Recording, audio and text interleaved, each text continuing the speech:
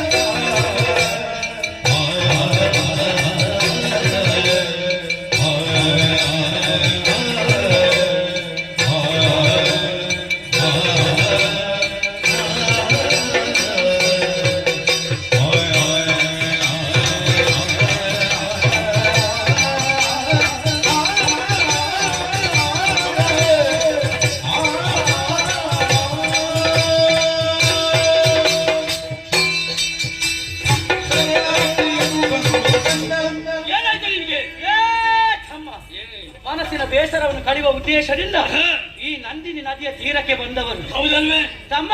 ಅಣ್ಣ, ನದಿಯ ತೀರದಲ್ಲಿ ನಾವು ಮಾತ್ರ ಇರುವುದಲ್ಲ, ಮತ್ತೆ ಒಂದು ಕರಿ ಬಂಡೆ, ಒಂದು ಕಪ್ಪು ಕಲ್ಲು, ಮತ್ತೆ ನದಿಯಲ್ಲಿ ತಲೆಯಲ್ಲಿ ಬಂಡೆಯ ಹಾಗಲ್ವಾ? ಮತ್ತೆ ಹೇಗೆ? ಆ ಕಲ್ಲಿನ ಮೇಲೆ ಒಬ್ಬಳು ಚಂದದ ಹೆಣ್ಣು ಕುಳಿತುಕೊಂಡಿದ್ದಾಳೆ, ಸಂಗೀತವನ್ನು ಹಾಡ್ತಾ ಇದ್ದಾಳೆ, ಕಾಲನ್ನು ನೀರಿಗೆ ಹಾಕಿದ್ದಾರೆ. ತಮ್ಮ ಅಣ್ಣ, ಎಂತಹ ರೂಪವತಿ! ನಾವು ತಿರುಗಾಟವನ್ನು ಮಾಡಿದ್ದೇವೆ, ಆದ್ರೆ ನಮ್ಮ ತಿರುಗಾಟದಲ್ಲಿ ಇಷ್ಟು ಚಂದದ ಹುಡುಗಿಯನ್ನು ನಾವು ನೋಡಿದವರೇ ಅಲ್ಲ. ಏ ಅಣ್ಣ, ನಿನಗೆ ತಲೆ ಸರಿ ಉಂಟಾ? ಯಾಕೆ? ಈ ನದಿ ಬದಿಯಲ್ಲಿ ಹೆಣ್ಣು ಅವಳ ಹಾಗೆ ಇವಳು ಹೇಗೆ ಓ ಹಾಗೆ ಹೇಳ್ತಾ ಇದೆಯಲ್ಲ, ನೀನು ನೋಡಿ ನಂಬುದಕ್ಕೆ ಸಾಧ್ಯ ಉಂಟಾ? ನಂಬಿಕೆ ಬೇಕಾ? ಬರ್ಬೇಕು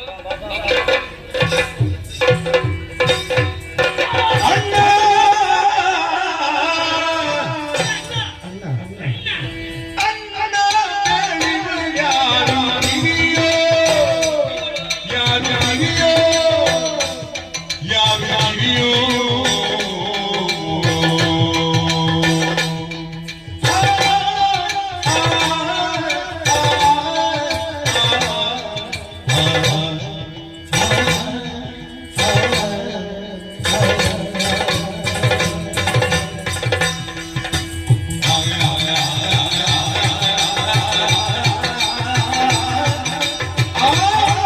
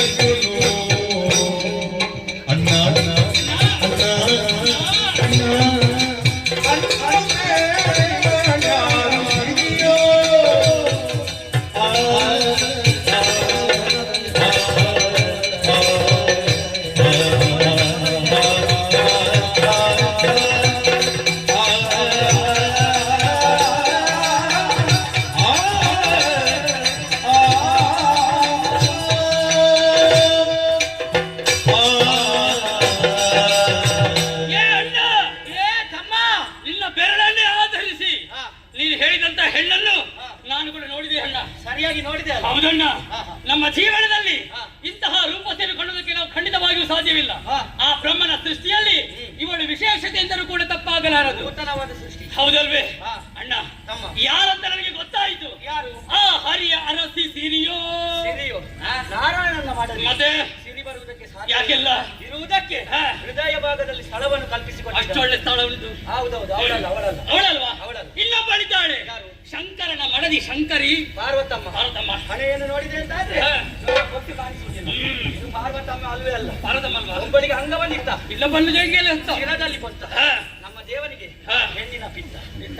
ಶಂಕರಿಯನ್ನು ಕಳಿಸುವುದಿಲ್ಲ. ಇಲ್ವಾ? ಅಲ್ವೇ ಅಲ್ಲ. ಹಾಗಿದ್ರೆ ಇನ್ನೊಬ್ಬಳಿದ್ದಾಳೆ. ಯಾರು? ಆರತಿಯೇ ಸತಿಯ ಮೇಳದಲ್ಲಿ ಇರುವ ಕಾಮ. ಸತಿಯನ್ನು ಬಿಟ್ಟಿರಲಾರೆ ಸುಮ್ಮನೆ. ಭಾಗದಲ್ಲಿ ಮನ್ಮಥ ಕಾಣಿಸುವುದಿಲ್ಲ. ಇಲ್ವೇ ಇಲ್ಲ. ಇದು ಕಾಮರತಿಯರ ಮೇಳವೇ ಅಲ್ಲ. ಅಲ್ವಾ? ಯಾವುದು ಮೂರನೇದು. ಹೌದೌದು. ನಾಲ್ಕದ ಸತಿಯರೇ. ಅಲ್ವೇ ಅಲ್ಲ. ಅಲ್ವೇ ಅಲ್ಲ. ಮತ್ತೆ ನಮ್ಮವರು ವರ್ಮನ ಮಾಡದಿ ಶಾರದೆಯು ಸರಿಯಾಗಿ ನೋಡಿದವಾಗ ಹಾ. ಇಳಿಯ ವಸ್ತ್ರ ಉಂಟು, ಕೈಯಲ್ಲಿ ವೀಣೆ ಇಲ್ಲ, ಪುಸ್ತಕ ಇಲ್ಲ. ಆದ್ದರಿಂದ ಅವಳು ಅಲ್ವೇ ಅಲ್ಲ. ನೀನು ಹೇಳಿದ ಹಾಗೆ ಹಾ. ಹರಿಹರರ ಅರಸಿ ಇವಳಲ್ಲ. ಮೂರು ಲೋಕದಲ್ಲಿ ಇಂತಹ ಸೌಂದರ್ಯವತಿ ಇರುವುದಕ್ಕೆ ಸಾಧ್ಯವಿಲ್ಲ. ಖಂಡಿತ ಇಲ್ಲ. ಹಾಗಿದ್ರೆ ನಮ್ಮ ಒಡೆಯನಿಗೆ ಯೋಗ್ಯಲು ಹೌದೇ? ವಿಷಯವನ್ನು ಹೇಳ್ಬೇಕಲ್ಲ. ಹೌದು. ಹೋಗು.